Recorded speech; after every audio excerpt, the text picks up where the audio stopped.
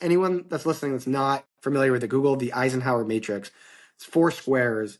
And essentially everything you do in your day falls into one of these 4 buckets, right? Important, but urgent, important, but not urgent, urgent, but important, urgent, but not important. And so I think the most challenging box for every business owner and every person, no matter what, not just business owner, but everyone, is the important but not urgent box. And I think building a personal brand falls in that box.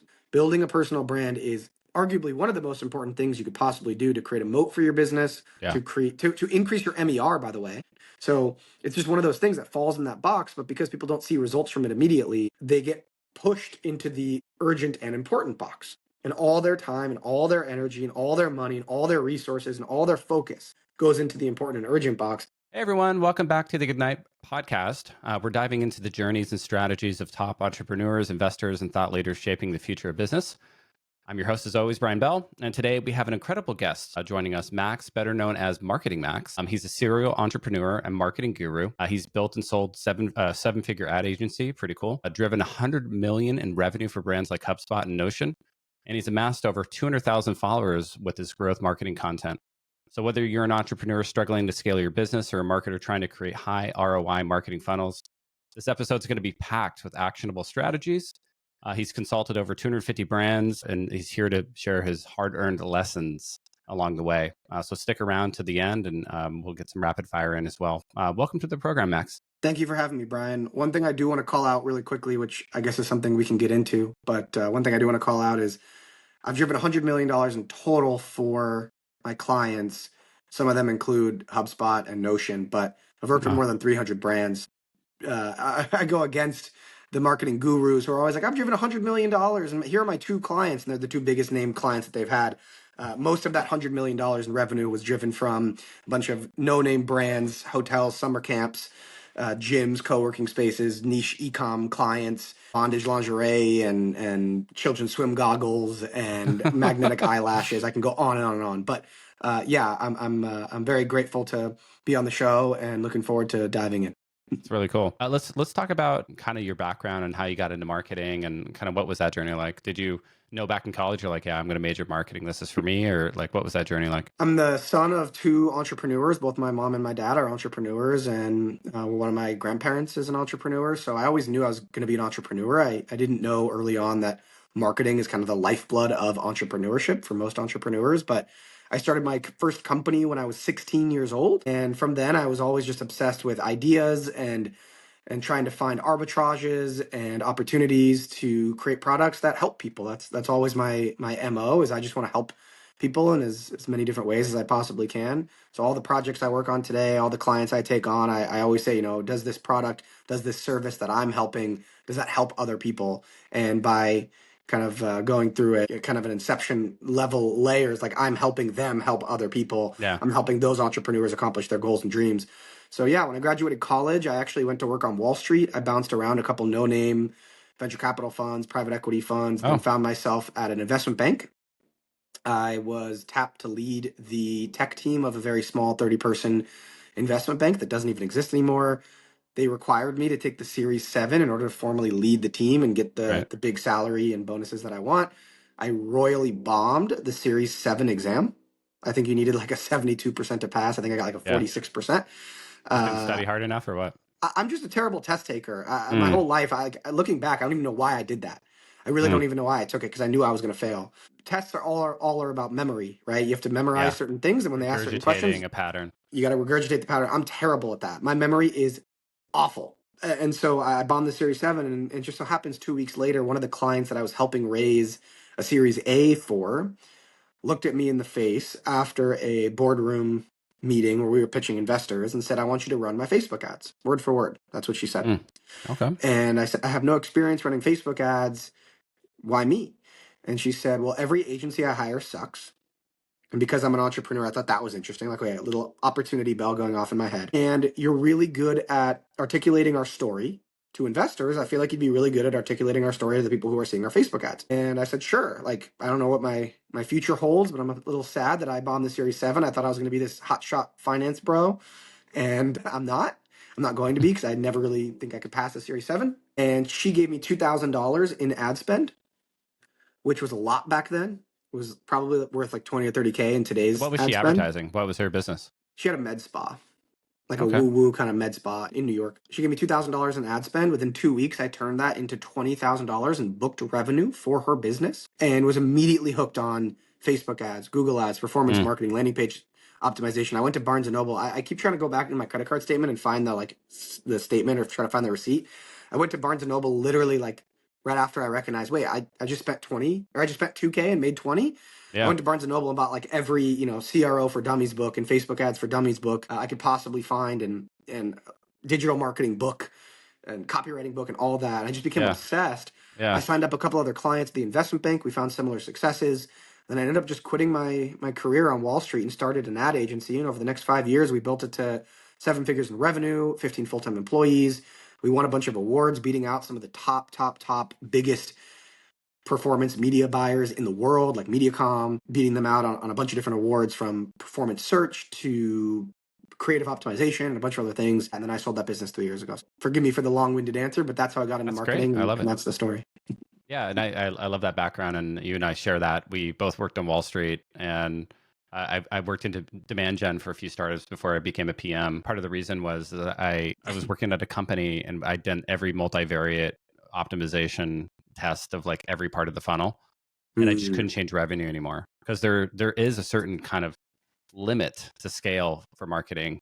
Yeah, there's a Tell me ceiling when you for kind sure. of, yeah, tell me about when you see that when you're working, especially for our audience, which is mainly early stage startups. Like, when do you know to press on the gas of marketing? And when do you know, like, hey, maybe you shouldn't? I think it all comes back to CAC to LTV, right? My background and my experience and a lot of the things I'll talk about today, almost all of it is really built on the precipice of working with startups. So, I heard this comment. Someone else said this about Neil Patel. They said, Neil Patel's great and he works with startups, but all of his advice is for enterprise companies and Fortune 500 companies because those are the only clients that he actually interfaces with.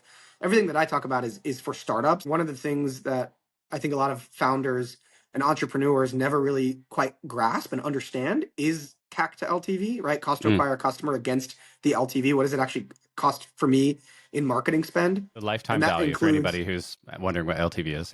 Yeah. yeah. So like with the cost to acquire a customer, right? What does it cost me to acquire a customer in terms of the cost of the agency, the cost of the ad spend, the cost of the influencer, whatever it is, the SEO, whatever it is? What's that cost against the lifetime value Yeah. of the customer? So if the customer, even if you don't have a subscription business, if you sell widgets and it's not under subscription, if that person on average, or if your average customer is going to buy three over the next 3 years and then probably never buy again, you take your average order value, you times it by three, that's your LTV.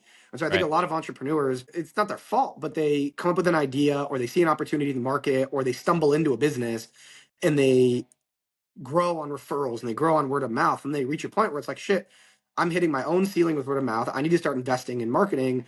And they read a blog article or they read a tweet or they listen to a podcast and they hear cold email is the best strategy for you right now, or Facebook ads is the best strategy for you right now, or Google is the best strategy for you, or Google ads, or whatever Mm, it is. And they do it for a month and they put a couple grand into it or 10 grand into it or not a lot. And then they're like, oh, this didn't work. Right. And then they right. move on to the next thing and the next thing and the next thing. And they never actually do what my dad says, what my dad told me to do when I was playing basketball as a young kid, take the extra split second to square up to the basket. Right. Take Mm, the extra split second. get And I set. tell clients Yeah. that a lot. We have to take the extra split second to really understand, like, what is our CAC? What is our LTV? And if we don't have those numbers, we need to project them out and we need to identify what the actual ideal CAC is.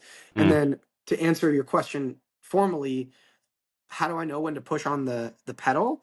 When I've identified that this is a profitable CAC to LTV ratio, that's when I start pouring as much gasoline on the fire as I possibly can. Yeah, and do you consider the business margins, right? Because sometimes you're working with a SaaS company, 80, 90% on the margin for the nth customer sold. Sometimes you are dealing with some hardware widget kind of thing that has only 30, 40% margins. Do you kind of consider that as you're looking at the LTV to CAC ratio? Yeah, I think every company is going to have a very different understanding and threshold for what their actual CAC should be. We used to use this term a lot at the agency, or this metric, MER, stands for marketing efficiency rate.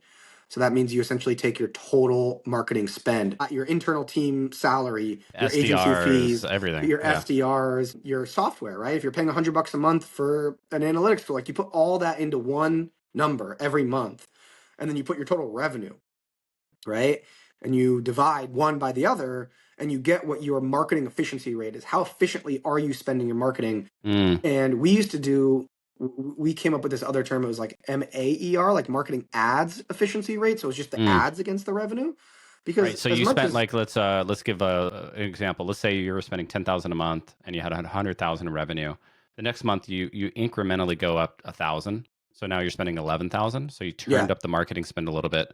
What was the increase in revenue? Is that kind of what you're getting at? yeah. So exactly. So if our MER was X, right? In that scenario, you spend 10K, you make 100. The idea would be, or the goal would be, if we spend 10K, right? Can we get 110K in revenue? Yeah. And the goal is to improve that marketing efficiency rate. It's almost never 10x. For a lot Right. of people, they'll say, well, I don't spend on marketing, or I spend $100 for a ghostwriter a month, and that's my marketing. But like, we're talking about like real, when there's a lot of expenses, when you're really investing into marketing, right? So Yeah. yeah, the goal is to increase that marketing efficiency rate as much as possible. And the struggle that a lot of entrepreneurs have and a lot of marketers have is Facebook ads will tell you, okay, out of that $100,000 revenue number, to use your example, Brian, out of that $100,000 revenue number, we say 60,000 of that came from Facebook ads. But in reality, Facebook ads probably contributed to a lot more than $60,000 worth of revenue out of that 100K. Even though Facebook hasn't actually tracked someone clicking on an ad and purchasing, right? The Right. attribution window, someone needs to see or hear your brand or your You're product at talking least about five like kind of the times. brand impressions versus I clicked on it, the direct response or impressions where I can actually track a conversion. And the other thing to consider is, if you have 100,000 of monthly revenue, it's kind of like when I spend additional money every month, it's like how much additional money do I get? It's not do I maintain the 100,000? It's like if I spend another 10, am I only incrementally getting 10? So it's a 1-to-1 ratio, also kind of known as ROAS. Like for the startups out there, that especially B2B software, which is where we specialize, kind of what are you looking at in terms of channel optimization, saturation, pressing on the gas pedal versus not, and things like that? Yeah, well, the even harder part about B2B SaaS specifically is that contribution, right? Mm, Like, just because someone didn't see an ad and fill out a form to get a lead magnet and then book a call, or see an ad and then just book a demo right away, doesn't necessarily mean that your Facebook ads aren't working, right? And so one of the things that I do with a lot of the clients that I work with who are in B2B SaaS is I just keep everything inside of a single Google Sheets tab, and I track month over month spend per channel, what each channel is claiming, right, via UTM codes or inside the yeah. Facebook Ads Manager, inside the Google Ads Manager, inside of other ads managers that I think work really, really, really well for B2B SaaS, like the Juice HQ is a great channel to book demos for B2B SaaS. Even Taboola sometimes, like these retargeting opportunities that you have with these third-party networks could be really interesting. That's what I'm looking at month over month. And to your point, what I'm trying to figure out is, okay, let's get a baseline MER, right? Let's get a baseline. We spent this much, and this is how much we made, right? Mm, As a total. So that way the CEO can make a more informed decision. This month we're going to increase budget. This quarter we're going to increase budget. Or hey, we need to go out and do a capital raise, right? And to the investors, we need to say it cost us X amount in marketing spend to acquire one customer, and that customer is worth X. It's really up to the founder or the CEO to identify what their target CAC should be. And sometimes, especially in like more of the e-com space, but it also works for B2B SaaS, if you know that the LTV of a customer is $5,000, right? You don't mind having your CAC be the cost of one single purchase or of the first month or of the first quarter or whatever it is of the software, right? right. E-com for software. You don't Yeah. mind spending more because in reality, you're playing the long game. You know the LTV of that customer is 5K. Where a lot of entrepreneurs and where a lot of marketers, particularly in B2B SaaS, go wrong is they don't understand the CAC to LTV ratio. They don't understand their own CAC to LTV ratio, and then they don't ask the CEO, the founder, the board, whatever it is, whoever's actually calling the shots, whoever's the real Wizard of Oz in the organization. They don't understand what is our ideal realistic number. And the Mm, founders and the board and the investors or whoever, they will always, always, always, always, always give a unrealistic number. mm, Always. They'll always say, well, if it's 500, I want to get it down to 100. And it's like, hey, hey, hey, hey, hey, like, let's be realistic. If it's at 500 for the next quarter, for the next 90 days, or for this year, if we can get it down to 400, right, from 500 CAC down to 400, that's really meaningful over the course Yeah. of the LTV of these customers. And we look at profit and we look at all this other stuff. So Right. taking the extra split second How to does understand payback CAC kind to of factor LTV, into right? that, right? Because LTVs are kind of determined by your churn rate, right? The kind of simplest is like kind of your average revenue per user per year divided by your annual churn rate. That's kind of the simplest. There's more complex LTV calculations out there. Yeah. But how do you think about payback versus LTV? So what's painful for a business where it's like, ooh, it's 12, 15, 18 months. That's kind of painful versus 3 to 6 months. Like as a founder, if you're out there looking at all these channels, when do you know, hey, I need to press on this because the payback's really good versus probably pull back on this channel a bit? I think the only way to figure that out is to do what no one wants to do, which is spend a lot of money to gather data, right? I can't tell you how many people I meet with, SaaS founders included. We spent $5,000 a month for 2 months and we didn't get a single client. We didn't get a single user. We didn't get a single enterprise deal. And I say, how many ads did you test? How many landing pages did you test? What was the data? Did you look at which ad drove the most amount of qualified leads? And then did you put more of your budget into that? I don't know. I would have to ask my Facebook ad agency. Or, I don't know. I'd have to ask my friend who I hired as the CMO to do that. And I can guarantee you 9 out of 10 times they didn't.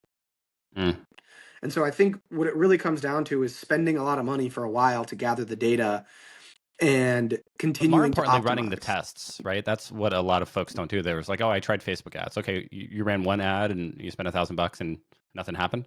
Yeah. Like, and back in my day, we'd have 20 variations of a landing page running and sending it to Optimizely and just, running a ton of variations to improve, the CPA or the conversion rate or whatever it was that we're trying to target.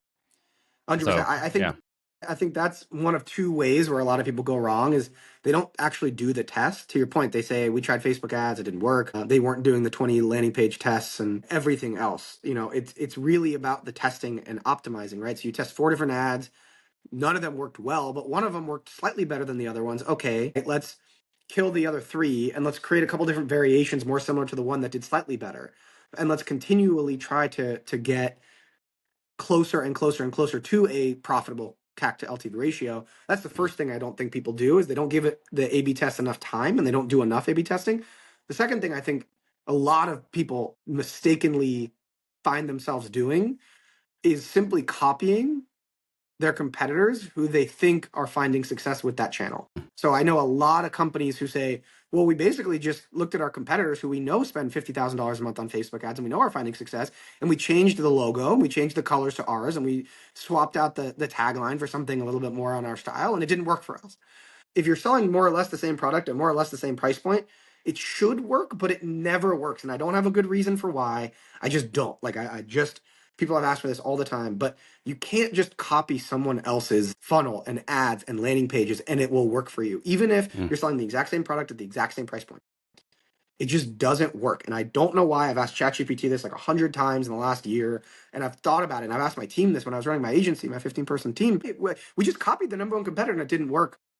And it just never works. So those are the 2 mistakes I think a lot of people find themselves in is number one, not doing enough A/B testing, whether that's actually enough variance, right? And enough money for a long enough time to find something that works. And then number 2 is just copying their competitors or copying other people who are doing it well. So as you kind of think about advising these early stage companies, and you're selling a software product, let's say it's B2B. Yeah. And this is the kind of product where it's enterprisey, right? You got to get a demo. Yep. So you got to get somebody to fill out a form and book a meeting. And like, what are some of the channels that you see working right now for these companies, and where should they go to first? Specifically B2B SaaS. Obviously, this is going to vary drastically depending on what the product is, what the price point is, who the target market is. My favorite channel for B2B SaaS has always been and will always be Google Ads. There's such demand inside of organizations for 99% of whatever the B2B SaaS is that you're selling. And so capturing that demand is so much easier than going out and generating demand. So I'm a huge fan of that. The other thing that I think is newer that a lot of brands are starting to work with me on and finding a lot of success with are newsletters, because especially in B2B, when you have multiple stakeholders who need to sign off on buying the software, signing up for a year contract, getting the whole team involved, it's not as simple as a Facebook ad or even a Google ad, dropping off on a landing page for a demo and then following up a million times. That playbook just doesn't work anymore. Following up a million times used to work as a salesperson, but now there's so many salespeople and we all work at home and we all have 400 emails in our inbox, and that just doesn't work anymore. So how can we stay top of mind without annoying them or without having the sales team just follow up a million times? The way to do that is with an industry newsletter, a very valuable industry newsletter that curates the companies or the founders or the CMOs or whoever's very specific, unique or not unique sometimes takes on what's going on in the market. Right. And so a lot of people, oh, we have a company newsletter. And I look at the newsletter and it's like, oh, here are the new products we shipped, features we shipped, right? Here's a new hire we made. Here's a conference we're attending. But like, why aren't you, the B2B SaaS company, actually creating a mini CNBC or a mini Morning Brew or a mini media company that's sharing news, tips, tricks, insights, advice about how to do whatever it is that your target audience is trying to do better? That way the time or that way when the time comes that they're actually ready to purchase, they think of you because you've built up that authority, you've built up that trust, instead of having that annoying salesperson follow up a million times. So obsessed with newsletters these days. I think that's probably the number one channel. Comes from a little bit of your experience at HubSpot, I would imagine. You know, HubSpot and Marketo kind of blazed the trail on this and content marketing and creating a newsletter, creating definitive guides at Marketo. So it was just, I was embedded in it. And I'd read those guides. You know, they basically wrote the playbook on how to use their software. Like, oh, you need to buy our software because this is how you do this thing. And here's the guide to do it. 100%. Yeah, so I never worked at HubSpot, but I will say I've worked with them on some content plays and some lead magnet plays, and they kind of pioneered content marketing for large B2B SaaS organizations. Right. Their SEO is fantastic. And I also have been working with a management consulting firm, a very large management consulting firm that anyone would know, that only hires from Harvard and Columbia and Yale, and which is funny because I bought my Series 7 exam and graduated high school and college with a 2.7 GPA. But I've been working with them on some content initiatives, and I learned that they spend, and this is, again, I can't give the name, but it's a name brand management consulting firm that works with politicians and the biggest companies in the world. It's been around for forever. They spend $17 million a year on content marketing. You know, I thought that business, management consultant, is 100% relationship based. I listened to a podcast actually once about it, and they were basically saying how the whole cycle of management consulting is they hire the best people from the best universities. They work there for 5 or 10 years. They take the best care of them. When they fly around, they fly in first class. They give them, the best swag. They pay them top dollar. That way, when they go and leave and work for a client, they're not upset because then they turn around and hire the management consulting firm right back. So I thought it was 100% relationship based. They told me our contracts are on average $5 million. So $17 million a year for content to stay consistently top of mind, if that's going to lead to 2 or 3 more extra contracts, that's the biggest no-brainer on planet Earth. And they have a team of they hire journalists, business journalists, 35 business journalists they hire full-time who just create content and share it to stay top of mind. What's the easiest way for you, the listener, the B2B SaaS bootstrapped founder or marketer or entrepreneur? What's the easiest way for you to do that? It's a simple newsletter that takes less than an hour a week to write. You don't need to spend $17 million. Let's talk a little bit about SEO, right? Because a lot of businesses have blogs these days. There's lots of places to publish them.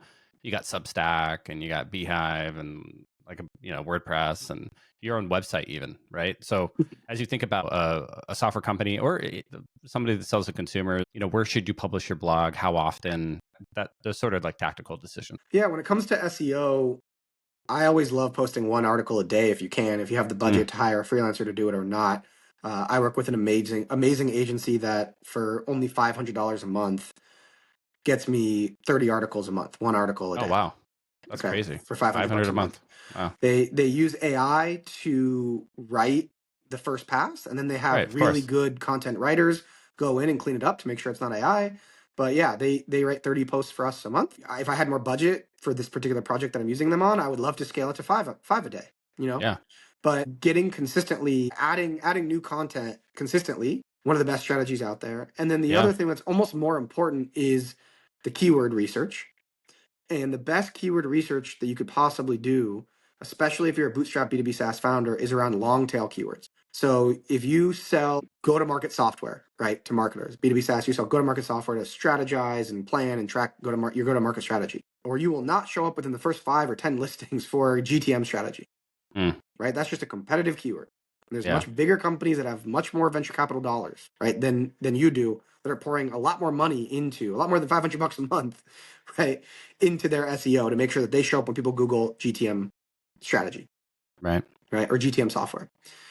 But if you dig deeper and you look at what are the things that people who are in GTM teams inside of an organization that you want to sell to, Googling, and you come up with a guide or you come up with an answer to those, you will rank much faster. And you will also be able to, going back to the content thing and the newsletter thing, you will also be able to establish better rapport with them faster because you're providing an answer to their question. And almost all long tail keywords are questions. So what's an example of a long tail keyword? Maybe GTM strategy tracker or template for enterprise sales organizations, right? More than 2 words, more than 3 words, very specific. They're looking for a template. And so if you can create that template and rank for the template, you're going to be much better off because you're going to have a better time or an easier time ranking higher. And again, you're providing value instead of just showing up for a semi-generic term that everyone else is chasing. Or another example would be like, for my Facebook ads agency, I would never in a million years want to show up when people Google Facebook ads agency. Right? That's a lot of tire kickers. It's a lot of people who are looking for jobs. That's a lot of people who are doing research. But I would want to show up when someone Googles how to increase CAC to LTV ratio. Because if you're a marketer inside of an organization, if you're an entrepreneur and you know what CAC to LTV is, you're probably a pretty good client for us. And so how to increase my CAC to LTV ratio, and if I can show up with 5 ways or 10 strategies to increase your CAC to LTV ratio, I'm not only having an easier time ranking on the first page, but I'm also finding an opportunity to establish rapport with that person much more than people just Googling Facebook ads and having them drop on to my website, which is essentially just a portfolio. It's just a sales letter, Yeah. So long tail keywords, finding that's always my number one piece of advice for people just getting started with SEO is find the things that the people who you are selling to are Googling. What are the answers that you can give to their questions? Use that as your starting point for SEO. Right. So why did you end up selling your business? It seemed like it was pretty successful, like you at 7 figures. Yeah, walk us through that decision and why'd you do that? I actually made a list once of like literally 100 different reasons why I sold my agency. The main 2 or 3 would be, number one, I was just burnt out having done it for 5 years. I didn't remove myself from the business soon enough. So out of a 5-year stint, I didn't really fully remove myself from the business and from the headaches of client servicing and the stress of that because I care so much about clients and I want them to succeed. I didn't really do that until the 3rd year. So I was just burnt out by that point. The other thing is, Facebook ads specifically, when I launched my agency in 2016, when I had that very first client in October of 2016, there were not a whole lot of agencies that existed only offering Facebook and Google ads to startups. There were a bunch that were offering it to larger companies, right? The first advertisers on Facebook ads, big companies, Viacom and Publicis and all the big agencies. But there were not a lot of small ones. So it was much easier to win. It was much easier to grow and find success. And it was also a lot less expensive to advertise back then. So we could do a lot more positive work.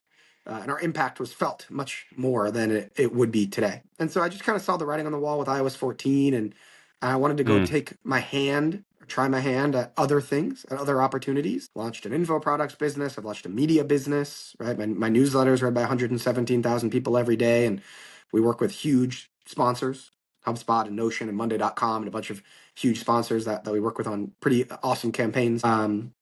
And then I've launched a couple software businesses, and I still get requests all the time for Facebook ads help, Facebook ads intro to Facebook ads agency, Google ads agency. And so there's always demand for that. And so I'm always like, should I do that? Maybe I should. And I always have a few what I call fractional CMO clients. I'm a fractional CMO to 5 to 10 clients at any given point. And half of my work with them is running their ads. My successes are great in that case most of the time. But yeah, that's kind of the main reason why I sold my business. I just wanted to try my hand at other things. I know how to do the agency game really well. And it's probably inevitable that I end up relaunching that in some way, shape, or form. But yeah, I just want to try my hand at Yeah. other things. A lot of our economy is shifting again from, maybe call it a service or software economy to like an influencer economy. You've done a really amazing job building your personal brand over the last couple of years, amassing a bunch of followers and this huge newsletter business and following. Maybe for folks out there listening, like, how do you do that? Like, maybe you could share some tips and tricks. I'm sure you like write about it in your newsletter itself, but yeah, I would love to hear about it. How I grow my personal brand and how others Yeah. can do it too. I mean, I think the number one difference between the people that grow a successful personal brand and the ones that don't is simply just repetition and time in the game. A lot of people know they need to do it, and so they post. It goes back to the Facebook ads thing. They post on LinkedIn, they post on Twitter for a month, for 2 months, and they get too busy. They don't see a lot of ROI in it. They don't get clients from it or users from it. Anyone that's listening that's not familiar with the Google, the Eisenhower matrix, it's 4 squares. And essentially everything you do in your day falls into one of these 4 buckets, right? Important but urgent, important but not urgent, urgent but important, urgent but not important.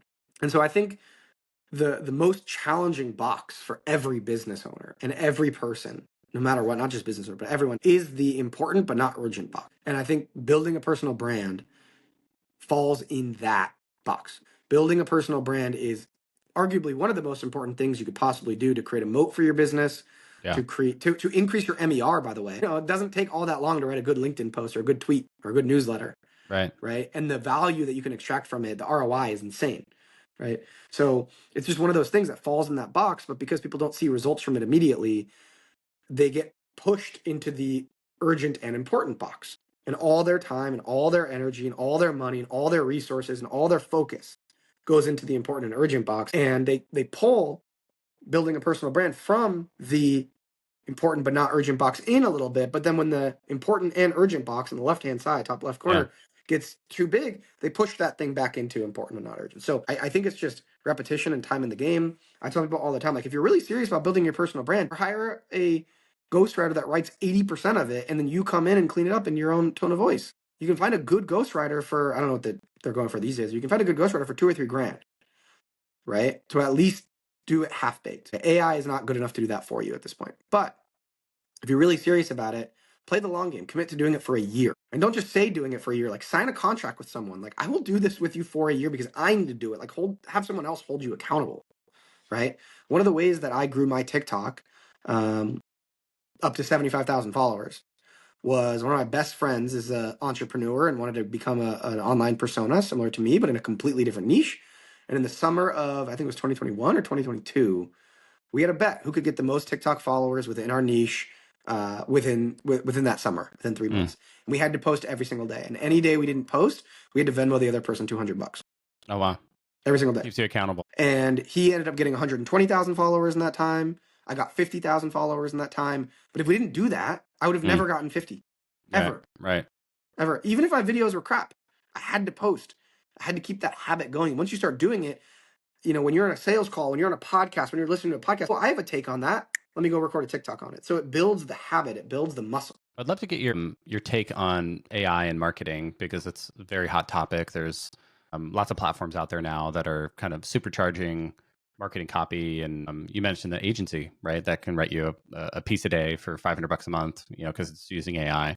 How do you think AI is impacting in the current? And then we'll talk about the future. Currently, I think people are not using AI properly, but I think they're not using it to its fullest extent. I think people can be using AI for a lot more when it comes to marketing.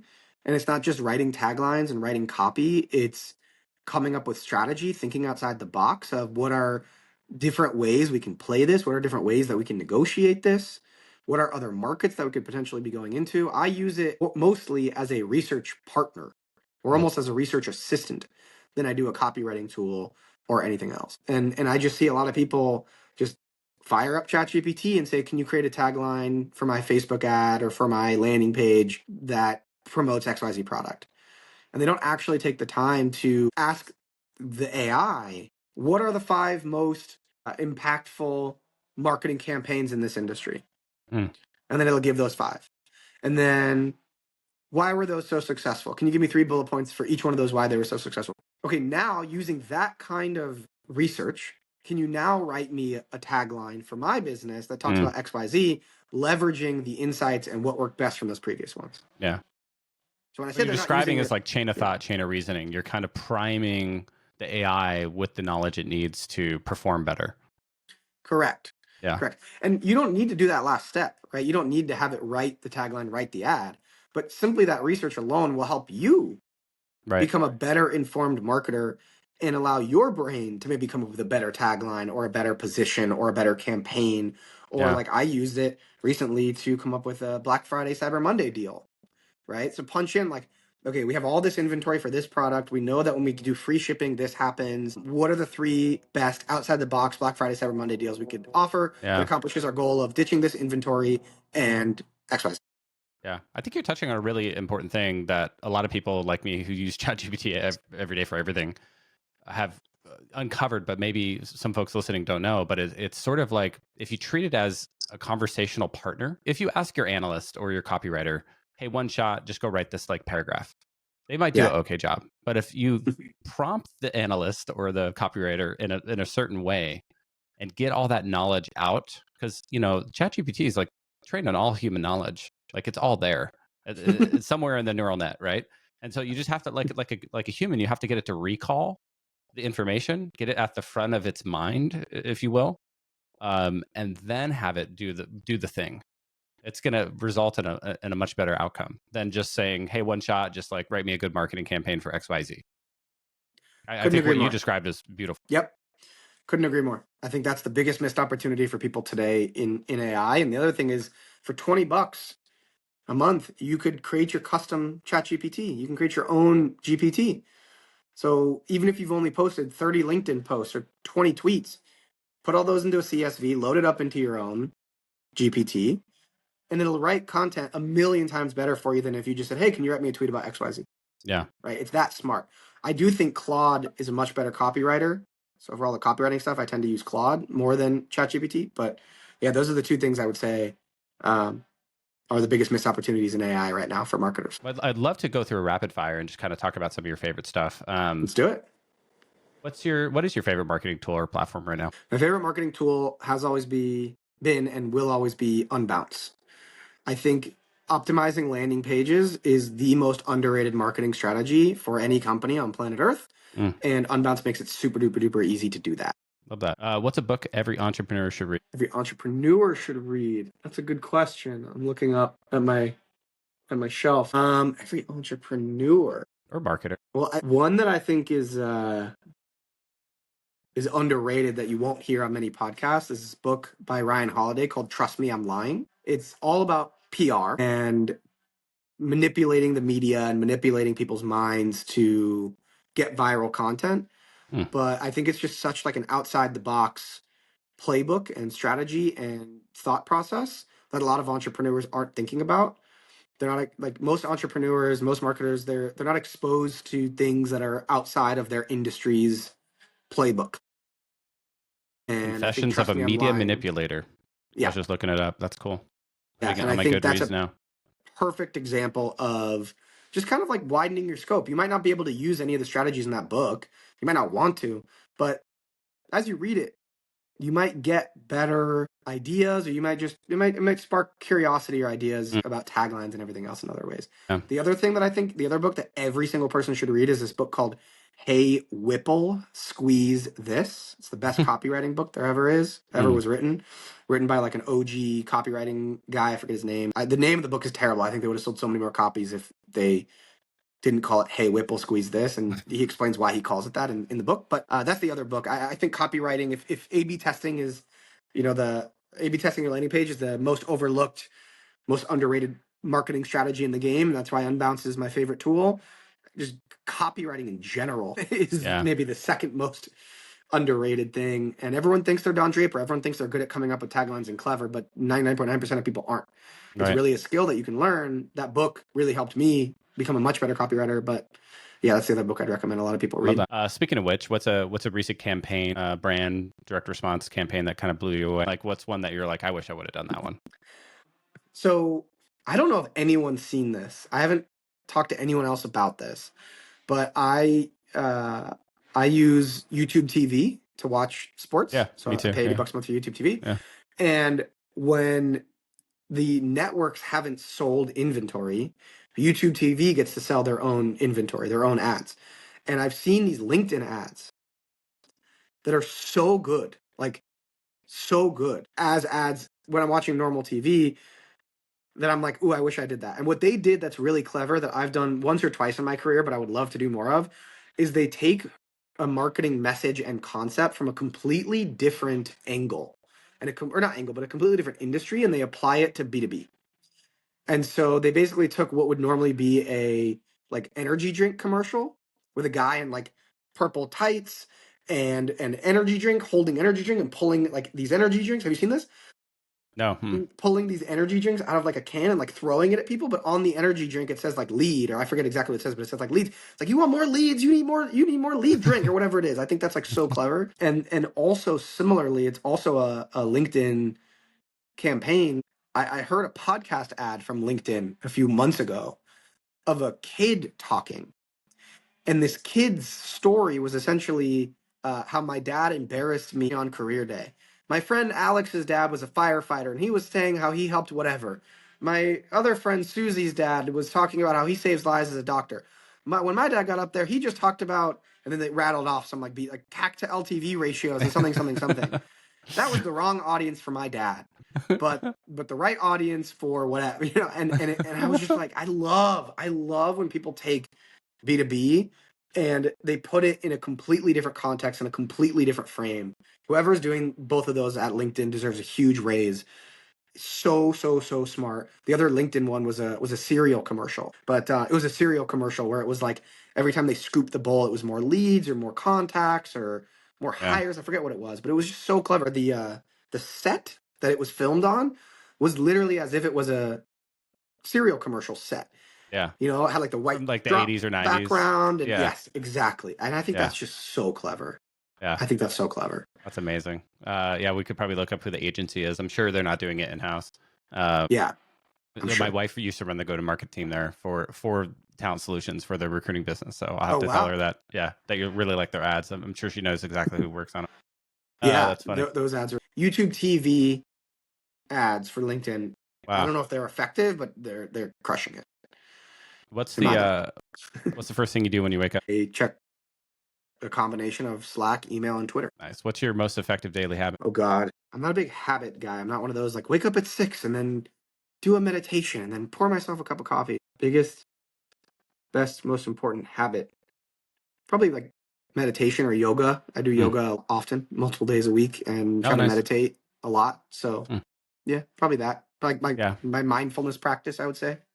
Nice. I've been a long time meditator as well. Everyone should do it. I do TM now. I did mindfulness for years and years, and I do TM now. It's amazing. If you could have dinner with any entrepreneur or marketer, dead or alive, who would it be? Steve Jobs. 100%. Followed by Elon, probably. But he'd probably say some weird stuff. I don't think I could. I talk fast, as you can tell. I don't think I would enjoy a conversation with Elon because it would be very slow, and I would have anxiety about. Yeah, he's kind of very measured and slow in his speech. Yeah. Yeah. So any entrepreneur of all time, it's got to be Steve Jobs. Yeah.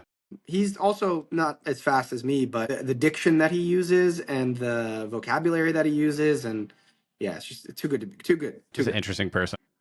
Yeah. What's one piece of advice you'd give to your younger self? Patience. What's your go-to podcast or content source for inspiration? Twitter. I spend 2 to 3 hours a day on Twitter.